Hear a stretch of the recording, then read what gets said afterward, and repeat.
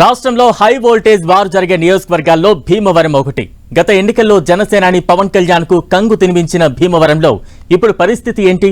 పొత్తులతో ఉమ్మడిగా పోటీ చేస్తున్న టీడీపీ జనసేన పార్టీలు ఎలాంటి సవాల్ విసురుతున్నాయి? భీమవరంలోనే పోటీ అంటూ తొలి నుంచి చెప్పుకొచ్చిన జనసేనాని పవన్ చివర్లో ఎందుకు మనసు మార్చుకున్నారు? ఇంతకీ భీమవరం ఏ పార్టీకి వరిస్తుంది? భీమవరంలో బిగ్ ఫైట్.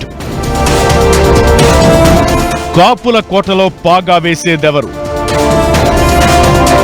వైసీపీ వన్స్ మోరా కూటమికి ఛాన్స్ ఉందా?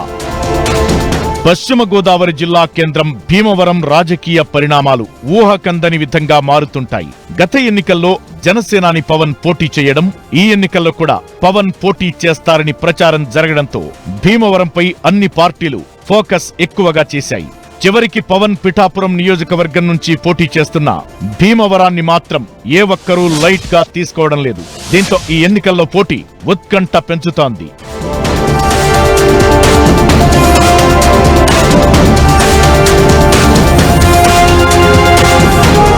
ఉమ్మడి పశ్చిమ గోదావరి జిల్లాలో టీడీపీకి కంచుకోటగా భీమవరం నియోజకవర్గం ఉండేది. వివిధ కారణాలతో ఇటీవల కాలంలో పట్టుకోల్పోయింది పసుపు దళం.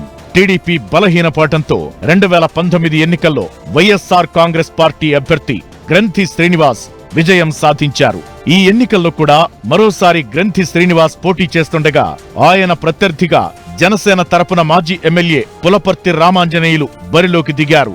2 సార్లు టీడీపీ ఎమ్మెల్యేగా గెలిచిన రామాంజనేయులు ఇటీవల జనసేనలో చేరి ఆ పార్టీ అభ్యర్థయ్యారు.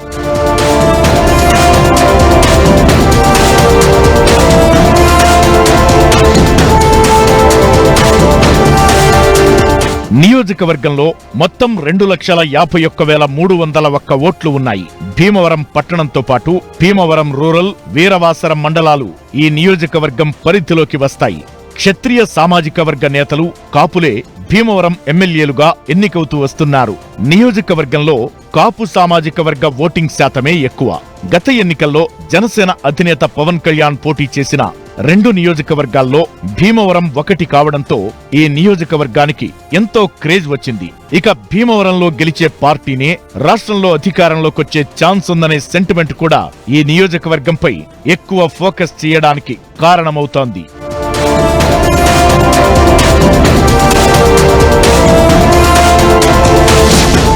గత ఎన్నికల్లో త్రిముఖ పోటీలో వైసీపీ నేత గ్రంథి శ్రీనివాస్ సంచలన విజయం సాధించారు.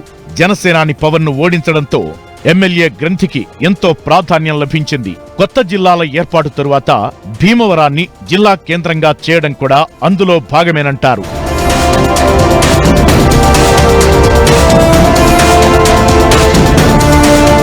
ప్రస్తుతం భీమవరం నియోజకవర్గంలో దాదాపు 2,50,000 మంది ఓటర్లు ఉన్నారు. వీరిలో కాపు ఓటర్లే సుమారుగా 80,000 వరకు ఉంటారు. ఇక సుమారుగా 15,000 ఉండే క్షత్రియులు కూడా జయాపజయాలను నిర్ణయిస్తుంటారు. ప్రస్తుతం ప్రత్యర్థులుగా తలపడుతున్న ఎమ్మెల్యే గ్రంథి శ్రీనివాస్, జనసేన అభ్యర్థి రామాంజనేయులు ఇప్పటి వరకు 2 సార్లు ప్రాతినిధ్యం వహించారు.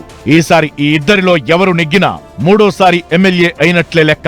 నియోజకవర్గంలో తాను చేసిన అభివృద్ధి, ముఖ్యమంత్రి జగన్ అమలు చేసిన సంక్షేమ పథకాలే తనను గెలిపిస్తాయని వైసీపీ అభ్యర్థి గ్రంథి శ్రీనివాస్ బలంగా నమ్ముతున్నారు. ఏదైనా సేవాభావంతో డొనేట్ చేయాలంటే ఏదైనా చేయాలన్నా కూడా గ్రంథి శ్రీనివాస్ అని చెప్తారు. అలాగే అందుబాటులో ఉండేవాడు కానీ, లేదా కూర్చోబెట్టి మర్యాద చేసి మాట్లాడేవాడు కానీ, గౌరవం ఇచ్చేవాడు కానీ, ప్రజల పట్ల ఒక సిన్సియర్గా అంకితభావంతో గౌరవభావంతో పనిచేసేవాడు ఎవరంటే గ్రంథి శ్రీనివాస్ అని చెప్పి. పవన్ కళ్యాణ్ గారు మొన్న ఈ మధ్య లాస్ట్ భీమవరం వచ్చినప్పుడు ఆయన మొత్తం కార్యకర్తల సమావేశం ఏర్పాటు చేసుకున్నప్పుడు గ్రంథి శ్రీనివాస్ మీద నాకు ఎటువంటి ద్వేషం లేదని చెప్పాడు ఆయన. భీమవరంలో ఎట్టి పరిస్థితుల్లోనూ గెలవాలనే లక్ష్యంతో ఎమ్మెల్యే శ్రీనివాస్ కు వైసీపీ హైకమాండ్ అన్ని రకాలుగా సాయం చేస్తోంది.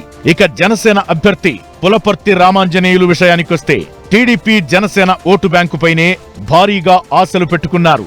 2009లో తొలిసారి కాంగ్రెస్ తరపున ఎమ్మెల్యేగా గెలిచిన రామాంజనేయులు ఆ తరువాత టీడీపీలో చేరి 2వ విజయం సాధించారు.